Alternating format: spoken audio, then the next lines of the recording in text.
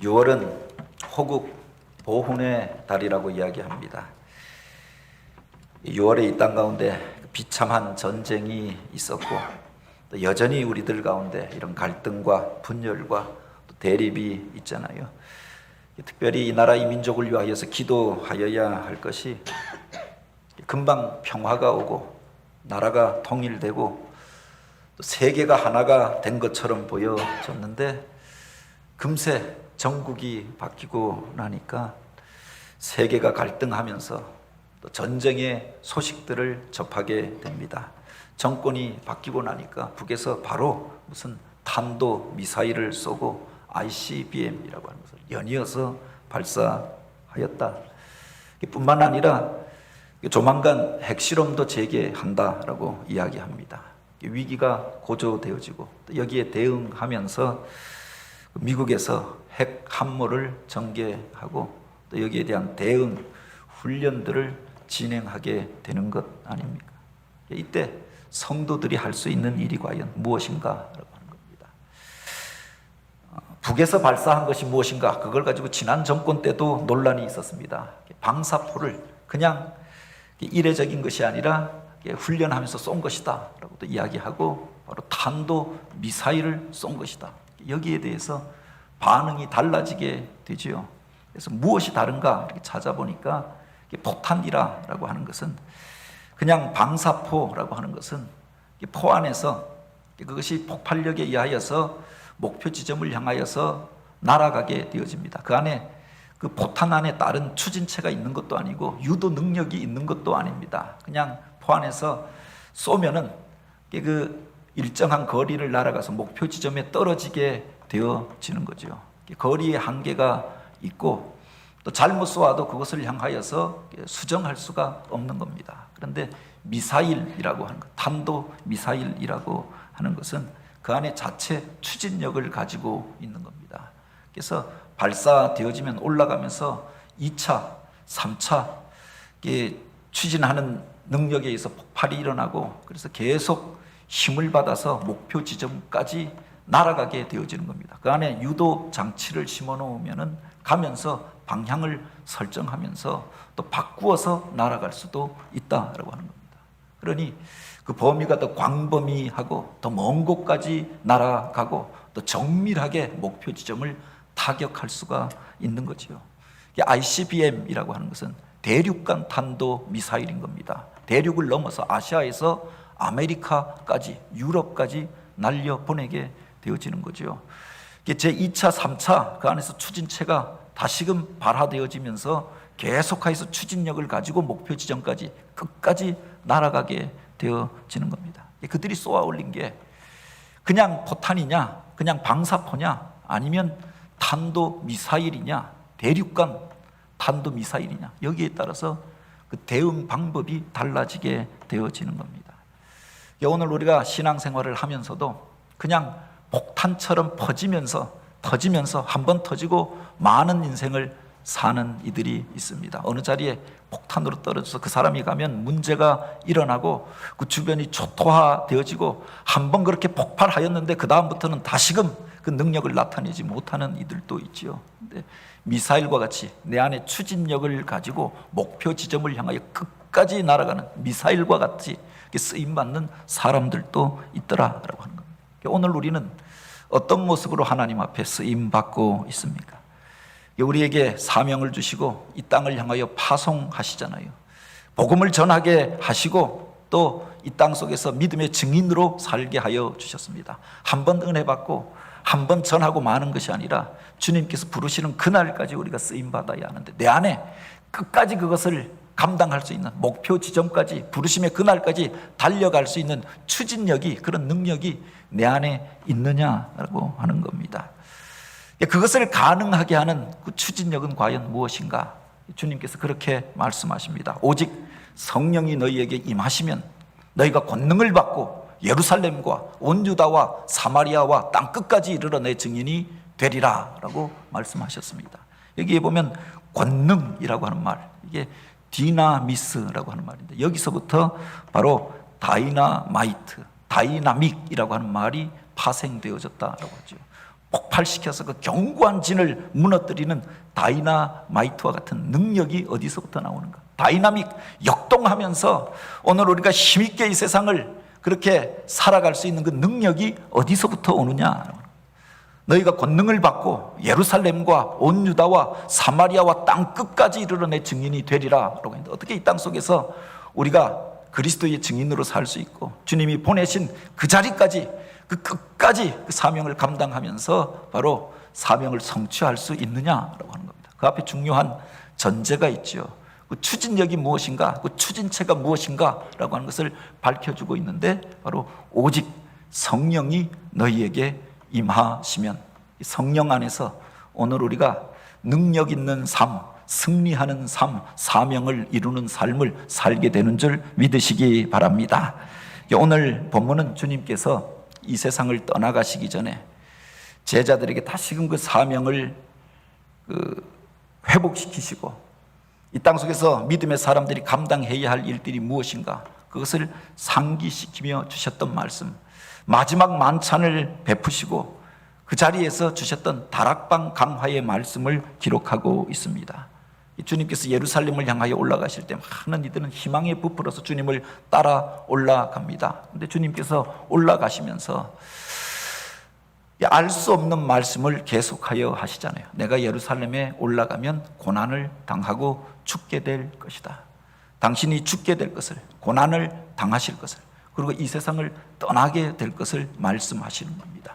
처음에는 반신반의하다가 그들이 이제 그 말씀을 반복하여서 주님께서 하시니, 또 마지막 만찬의 자리에서 당신이 이 세상을 떠나게 될 것을 이야기하시니 모두가 근심하였다라고 하였습니다. 그런데 주님께서 그들을 향하여 내가 떠나가는 것이 너희에게 유익함이라 라고 바로 이 말씀을 주셨던 겁니다. 당신이 가시는 그 길에 대하여, 주님께서 고난당하고 죽게 되어지는 그 이유에 대하여 말씀하시면서, 지금 내가 나를 보내신 이에게로 가는데 너희 중에 나더러 어디로 가느냐 묻는 자가 없고 도리어 이 말을 함으로 너희가 근심이 가득하도다 라고 하였습니다. 그들은 주님께서 무엇을 위하여 고난당하시고 죽게 되어지는지 그것을 깨닫지 못하고 주님이 떠나가신다라고 하니, 주님이 죽게 되신다라고 하니, 주님께서 십자가를 지신다라고 하니 그것 때문에 근심하고 염려하였던 거죠. 내 사랑하는 이가 떠나가게 된다고 하면, 지난 주간에도 우리 교회에서 장례식이 있었습니다만 어머니를 떠나보내며 사랑하는 가족을 보내게 된다고 하면 우리 마음속에 답답한 마음이 있잖아요. 사랑하는 이를 떠나보낼 때 오늘 우리들 속에 그렇게 근심하고 염려하는 마음들을 갖게 되어집니다. 특별히 그 가는 곳이 어디인지 알지 못할 때 오늘 우리가 더욱 그것 때문에 근심하고 염려하게 되어지는 거죠. 주님께서 가시고자 하는 그 길이 어딘지 그들이 알지 못하였기 때문에 근심하고 염려하였다. 주님께서 왜 고난당하고 죽으셔야 하는지 그 의미를 깨닫지 못하기 때문에 그들이 불안해하고 두려워하였던 겁니다. 그들을 향하여 바로 나더러 어디 가느냐 묻는 자가 없고 도리어 이 말을 함으로 너희가 근심이 가득하였다. 목적에 대하여서 알지 못하니까, 우리가 어디로 가는지 알지 못하니까 근심하고 염려하면서 살게 되었던 것 아닙니까? 물론 제자들 가운데 주님을 향하여 주여 어디로 가시나이까 코바디스 도미네 질문하였던 사람이 있습니다. 베드로가 그런 질문을 하였고 도마가 그렇게 질문하였지만 주님이 가시는 그 길에 대하여 알고자 하였다라기보다는 주님이 떠나가신다라고 하니까 그 절망감 가운데 이제 우리는 어떻게 살아야 합니까? 그래서 이 질문을 던졌던 거지요. 그것을 주님께서 안타깝게 여기셨던 것 아닙니까? 그리고 그들을 향하여 이렇게 말씀하십니다. 그러하나 내가 너희에게 실상을 말하노니 내가 떠나가는 것이 너희에게 유익이라. 주님께서 떠나시는 것이, 주님께서 죽으시는 것이, 주님께서 십자가를 지는 것이 오늘 우리에게 유익이 되어주심을 말씀하시는 거죠. 어떻게 죽는 것이 유익인가? 어떻게 떠나는 것이 유익인가? 어떻게 고난당하는 것이 유익이 될 수 있겠습니까? 이게 바로 주님에게는 그것이 아픔이고 고통이고, 또한 그렇게 주님께서 피하고 싶은 고난의 잔이요 쓴 잔이었지만 이것을 통하여서 오늘 우리가 주님께서 십자가를 지심을 통하여서 우리가 죄사함을 받고 또한 구원함을 얻고 하나님의 자녀가 되어진 것 아닙니까? 그 은혜로 인하여서 하나님 앞에 나아가게 되어지고 하나님 나라의 백성이 되고 영생을 얻게 된 것이죠. 그래서 주님께서 내가 고난을 당하는 것이 너희에게 유익이라, 내가 떠나가는 것이 너희에게 유익이라 라고 말씀하셨던 겁니다. 사람들은 당장 눈앞에 보여지는 것들을 붙들고 그것이 없어지면 내가 죽을 것처럼 생각합니다. 내 사랑하는 일을 떠나게 되어지면 오늘 우리가 더 이상 살 수 없을 것처럼 생각합니다. 그러나 이도령이 춘향이를 떠나게 되잖아요. 그냥 둘이 어울려서 사는 것이 끝이 아니라 더 큰 꿈이 있고 더 아름다운 그렇게 일들이 남겨져 있었기 때문에, 그에게 그의 인생 가운데 부여되어진 사명이 있었기 때문에 더 복된 삶을 향하여서 그를 떠나게 되어졌던 거죠. 이것을 이해하지 못할 때 오늘 우리가 답답해하고 근심하고 염려하는 거죠. 그냥 육신으로 보고 그냥 내 앞에서 같이 머물러 사는 것, 이것을 행복이라고 생각하는 겁니다. 그러나 하나님께서는 더 큰 일들을 위하여서 하나님의 사람을 떠나게 하실 때가 있지요. 요셉으로 아버지의 집을 떠나게 하십니다. 다니엘로 유다 땅을 떠나게 하시고 포로로 잡혀가게 하십니다. 주님께서 십자가를 지고 고난을 당하고 죽게 하십니다. 그 죽으심을 통하여서 바로 하나님의 구원의 일들을 이루고 그 이름으로 우리가 하나님 앞에 서게 된 줄 믿으시기 바랍니다. 너희에게 유익이라 라고 말씀하였던 이유가 어디 있느냐? 첫 번째는 우리의 구원을 이루기 위함이었고, 오늘 우리가 그 은혜를 덧입어서 하나님 앞에 서게 하기 위함이었죠. 뿐만 아니라 주님께서 그렇게 말씀하십니다. 내가 실상을 너희에게 말하노니 내가 떠나가는 것이 너희에게 유익이라. 내가 떠나가지 아니하면 보혜사가 너희에게로 오시지 아니할 것이요, 내가 그에게로 가면 그를 너희에게 보내리니 라고 하였습니다. 주님께서 떠나가심으로 인하여 성령께서 우리 가운데 오시게 되어지고 아버지의 영 성령이 우리 가운데 거하심으로 인하여서 오늘 우리가 새로운 삶을 살게 되어졌던 거죠. 그래서 역사를 나누는 이들은 그 이전의 구약의 시대를 가리켜 성부의 시대라고 이야기합니다. 예수 그리스도께서 오셔서 하나님의 뜻을 가르쳐 주시고 우리의 친구가 되어 주시고 우리의 상한 심령을 고치시고 치유하여 주셨습니다. 주님께서 이 땅 가운데 머무시며 복음을 전하셨던 그 시기를 가리켜 성자의 시대라고 이야기합니다. 그런데 그 시대는 짧았잖아요. 그리고 주님이 떠나가시면서 새로운 시대가 열려지게 되어졌는데, 오늘 우리가 살아가는 이 시대를 가리켜 성령의 시대라고 이야기합니다. 주님께서 떠나가시고 오늘 우리 가운데 보내주신 보혜사가 있는데 그분이 바로 성령님이시지요. 주님께서 옆에 계셨지만 제자들은 여전히 근심하고 염려하였습니다. 주님께서 그들과 함께 배를 타고 항해를 하셨지만 그 배 안에 머물러 있었던 제자들도 풍랑으로 인하여 두려워하고 걱정하고 또 염려하였던 것 아닙니까? 그들을 향하여 믿음이 적은 자들아 주님께서 책망하시지 않았습니까? 주님이 옆에 계셨지만 주님이 누구신지 깨닫지 못하여서 그것 때문에 그들이 근심하고 염려하고 주님의 말씀을 오해합니다. 주님이 찾아오셨지만 유령인가 하여서 두려워하였다라고 하였습니다. 주님께서 옆에 계셨지만 깨닫지 못할 때는 여전히 근심하고 염려하며 답답한 모습으로 살았잖아요. 주님께서 그들의 문제를 해결해 주셨지만 그 문제 하나만 해결되어졌다라고 해서 영원히 문제없이 행복하게 살았던 게 아니잖아요. 며칠이 지나고 나면 또 다른 문제가 나타나서 갈등하고 고민하게 되었던 것 아닙니까? 하나님께서 이스라엘 백성들을 애굽 땅에서 구원하여 내셨습니다. 홍해 바다를 건너게 하시고 그들을 구원하시고 당신의 백성을 삼아 주셨습니다. 그런데 광야길을 지나면서 계속하여서 근심하고 염려하고 불평하고 원망합니다. 3일이 지나지 못하여서 근심하잖아요. 쓴물이 변화해서 단물이 되어지고 반석에서 샘물을 내어서 그들을 마시게 하였습니다. 그때는 기뻐하고 찬양합니다. 3일이 지나고 나니까 물이 떨어지고 나니까 다시금 목마름을 경험하게 되니까 또 불평하잖아요. 먹을 것이 없어서 불평하고 또한 그렇게 앞일을 알 수 없어서 근심하고 염려합니다. 그게 우리 인생이 아닙니까?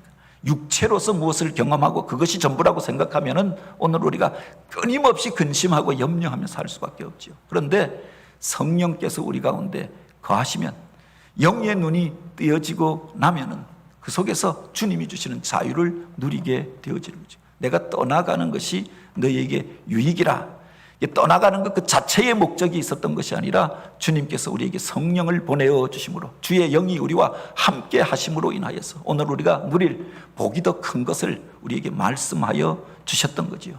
성령께서 오시면 오늘 우리 가운데 행하실 일에 대하여 주님께서 이렇게 말씀하십니다. 그가 와서 죄에 대하여, 의에 대하여, 심판에 대하여 세상을 책망하시리라 라고 했습니다.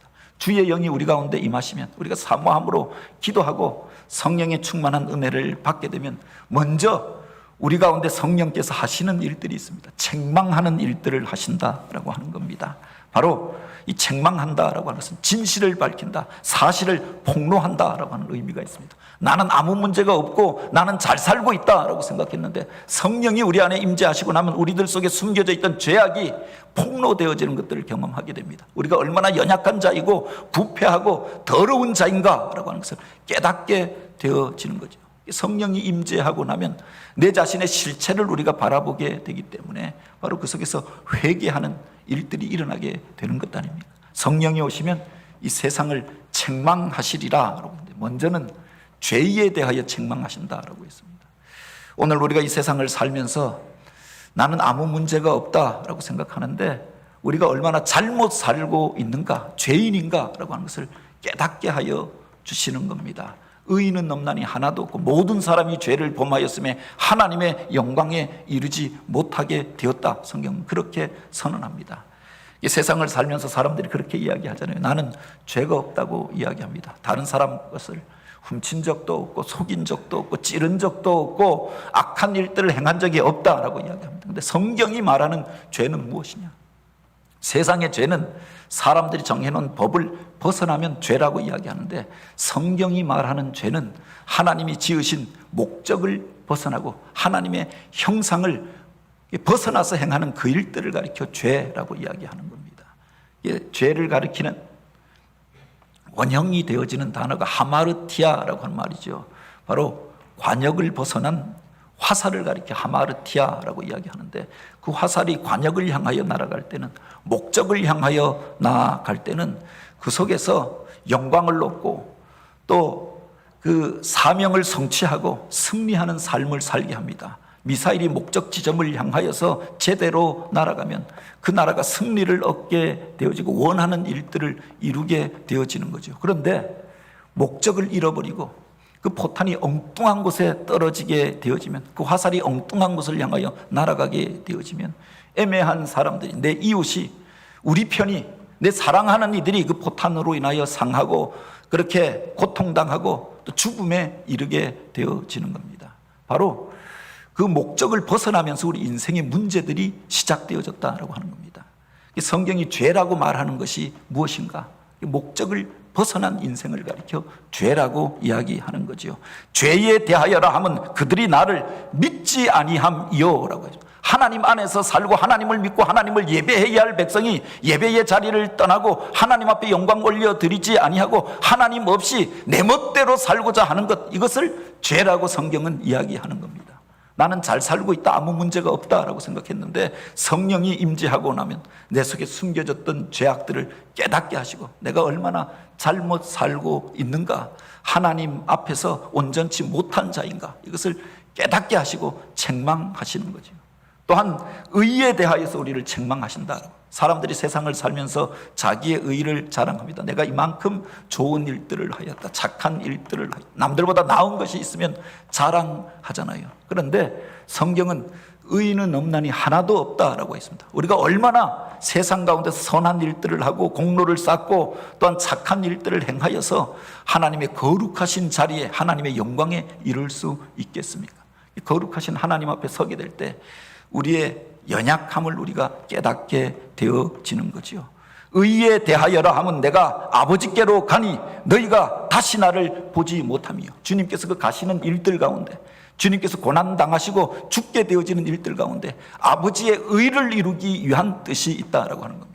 하나님의 기준에 부합하는 사람이 하나도 없고 하나님의 거룩하심 앞에 온전하다라고 말할 수 있는 이가 아무도 없는데 하나님께서 인정하시는 자만이 의인이 되어질 수 있는데 주님께서 그 의를 만족시키시기 위하여 바로 아버지께로 가시고 이 세상을 떠나게 되어졌음을 말하고 있는 거죠.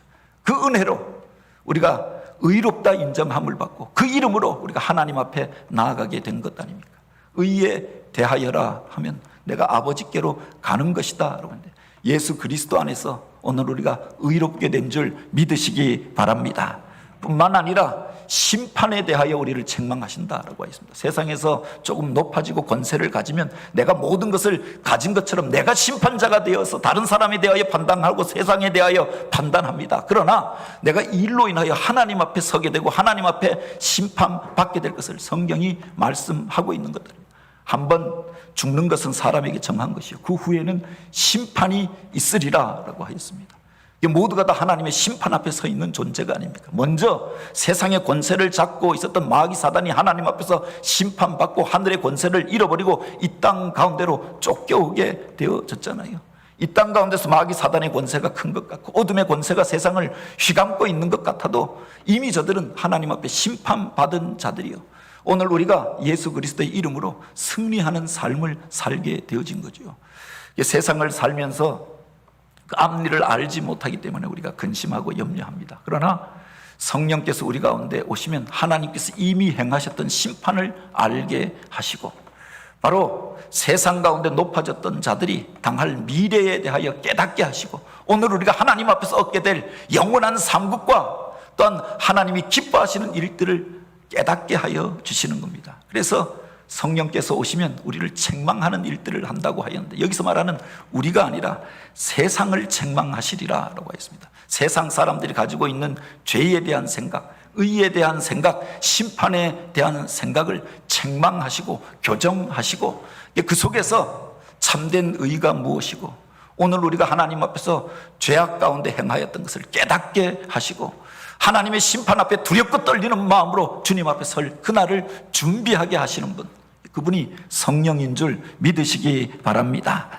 바로 오늘 본문에 보면 그렇게 이야기합니다. 성령께서 오시면 그가 우리를 모든 진리 가운데로 인도하시리라. 그러나 진리의 성령이 오시면 그가 너희를 모든 진리 가운데로 인도하시리라 라고 했습니다. 세상을 향하여서는, 세상의 가치관에 대해서는 책망하시고 믿는 자들을 향하여서는, 주님의 사람들을 향하여서는 모든 진리 가운데로 이끄시는 분, 그분이 성령이심을 우리에게 말씀하여 주시는 거지요. 여기서 말하는 모든 진리라고 하는 것은 세상의 모든 삼라만상의 이치와 원리와 결국에 대해서 알고 과학의 이론에 대하여 세상 지식에 대하여 섭렵하는 그것을 말하는 게 아닙니다. 모든 진리라고 하는 것은 모든 사람이 어떻게 구원함에 이르고 이 세상의 문제가 어떻게 해결함을 얻고 하나님의 영광에 이룰 수 있는가, 이것을 말하고 있는 거죠. 주님께서 오셔서 그렇게 이야기하십니다. 내가 곧 길이요 내가 곧 진리요 내가 곧 생명이니 나로 말미암지 않고는 아버지께로 올 자가 없느니라. 당신이 길이 되시고 진리가 되시고 생명이 되심을 이야기합니다. 예수 그리스도를 통하여서 오늘 우리가 하나님 앞에 나아가게 되어지고 또한 그 속에서 하나님의 뜻을 분별하게 되어지고 그 은혜를 덧입고 생명 있는 삶을 살게 되지 않았습니까? 그가 우리를 모든 진리 가운데로 인도하시리라. 여기서 말하는 진리는 예수 그리스도를 의미하는 거죠. 그 이전까지 주님께서 이 땅 가운데 오셨습니다. 우리를 찾아오시고 친구가 되어주시고 천국 복음을 전파하였지만 그분이 누구신지 깨닫지 못하여서 여전히 근심하고 염려에 매여서 살던 이들이 있었습니다. 3년 반 동안 주님과 함께 거하였지만 제자들도 주님이 누구신지 알지 못하여서 저가 누구시기에 바람과 바다를 향하여 명령하는가 그렇게 질문하기도 하잖아요. 주님이 옆에 있지만 주님께서 십자가를 지시고 고난을 당하는 그 자리 가운데에서도 여전히 근심하고 있었다라고 하였습니다. 내가 죽기까지 주님을 따르겠습니다 이야기했던 베드로도 정작 주님께서 십자가를 지실 때 바로 주님을 모른다 부인하고 저주하고 돌아서게 되어졌던 것들, 뿔뿔이 흩어지고 그렇게 마가의 다락방에 모여서 문을 닫아 걸고 두려움에 사로잡혀 있었던 이들이 제자들이었습니다.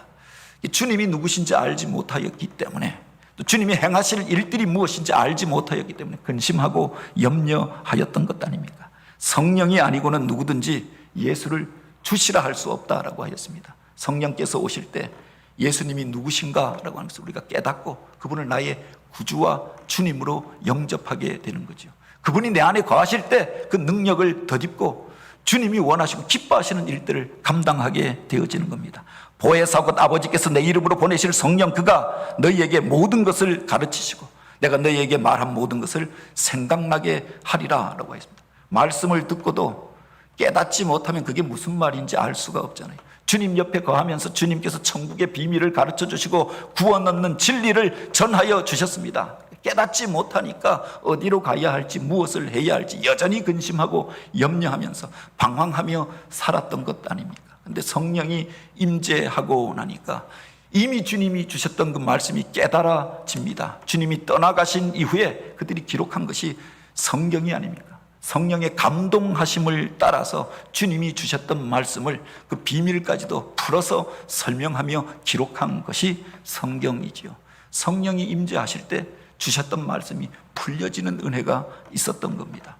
성령이 임재하실 때 두려움에 사로잡혔던 그들이 담대함을 얻게 되어집니다. 어린 여종 앞에서 주님을 모른다라고 부인하였던 그가 이제 대적하는 자들 앞에서, 핍박하는 자들 앞에서, 죽이려고 하는 자들 앞에서 우리가 하나님의 말을 들으랴, 사람의 말을 들으랴, 우리는 이 일의 증인이라. 너희가 십자가에 못 박아 죽은 예수, 그분이 오늘 우리의 구주가 되신다. 우리 죄로 인하여서 주님께서 십자가를 지시고 고난을 당하였노라. 너희가 회개하고 세례를 받으면 성령을 선물로 주시리니, 바로 주님께서 주시는 은혜에 대하여 담대히 증거하게 되어지잖아요. 그들을 통하여서 예루살렘의 부흥이 일어납니다. 온 유대에 그렇게 변화의 사건들이 일어나게 되어집니다. 사마리아가 바뀌어지고 땅끝까지 이르러서 복음이 전파되어지고 골골마다 바로 주님의 교회가 세워지게 되어졌던 것 아닙니까? 그들을 움직여갔던 그 추진체가 무엇이냐, 그 동력이 어디서부터 나왔느냐라고 하는, 인간의 계획으로 한 것이 아니라 그들이 결심하여서, 그래서 그 일들을 이루어갔던 것이 아니라 성령이 임재하시니, 오직 성령이 너희에게 임하시면 너희가 권능을 받고 예루살렘과 온 유다와 사마리아와 땅끝까지 이르러 내 증인이 되는 줄 믿으시기 바랍니다. 오늘 우리 시대 가운데 바로 이 성령이 필요하지 않습니까? 혼돈된 시대 가운데 이 세상이 어디로 흘러갈지 알지 못하는 세대 가운데 우리가 살아가고 있습니다. 세계적인 팬데믹으로 인해서 세계가 격동하며 두려움에 사로잡혀 있지요. 세계가 교유하면서 하나가 되어졌다라고 하였는데 다시금 동서가 갈라지고 냉전 체제가 오고 있고 전쟁이 일어나고 있습니다. 남북이 이제 교유하면서 평화가 온 것 같았는데 다시금 그렇게 대결 체제가 들어서고 서로를 향하여서 위협하는 일들이 벌어지고 있죠. 이 땅 가운데 갈등이 있고 온갖 거짓된 소문들이 세상을 휘감고 돌아갑니다. 과거에는 어떤 사회에는 한 가지 사상이 지배했습니다. 조선시대에는 유학사상이 지배하였고, 그전에는 불교가 지배했고, 어떤 땅에는 어떤 사상이 어떤 사람들을 하나 되게 하였는데 이제는 온갖 사상이 난무하는 시대가 되어졌잖아요. 어떤 정보를 우리가 한 가지 매체를 통하여 듣는 것이 아니라 수많은 매체가 정보와 지식을 생산하고 있는 겁니다. 그 속에 진리와 거짓이 엉켜져 있고, 참과 그렇게 거짓이, 진리와 비진리와 악과 선이 엉켜진 세상 가운데 우리가 살아가고 있잖아요. 그 속에서 무엇을 선택하고 어디로 가야 하는가, 무엇을 의지하고 살 것인가, 이 흔들리는 세상 가운데 성령의 은혜가 아니면 우리가 진리를 분별할 수가 없고 또 하나님이 기뻐하시는 일들을 분별할 수 없는 줄 기억하시기 바랍니다. 더욱 사모함으로, 이 절기에 성령의 은혜를 사모함으로 나아가는 저와 여러분 되기를 원합니다. 성령께서 우리의 추진체가 되어주셔서 이 교회를 하나님이 원하시는 그 비전의 자리를 향하여 우리를 부르시고 이끌어가시는 그 사명의 땅을 향하여 이끌어가게 되기를 원합니다. 성령께서 우리 안에 거하심으로 우리가 그 능력을 받아 하나님이 원하시고 기뻐하시는 그 일들을 감당하게 되기를 원합니다. 진리의 성령께서 우리 가운데 오시면 죄에 대하여, 의에 대하여, 심판에 대하여 책망하시리라 라고 했습니다. 우리들 속에 담겨져 있는 문제가 무엇인지, 하나님이 기뻐하시는 의가 무엇인지, 하나님이 행하실 심판이 무엇인지 성령 안에서 우리가 깨달을 뿐만 아니라 그가 우리를 모든 진리 가운데로 이끄신다. 그 진리 안에 거하며 주님 주시는 참 자유를 누리며 그 능력 안에서 하나님 맡겨주신 일들을 감당하는 성도들, 그런 교회 우리들이 되어지길 주님의 이름으로 축복합니다.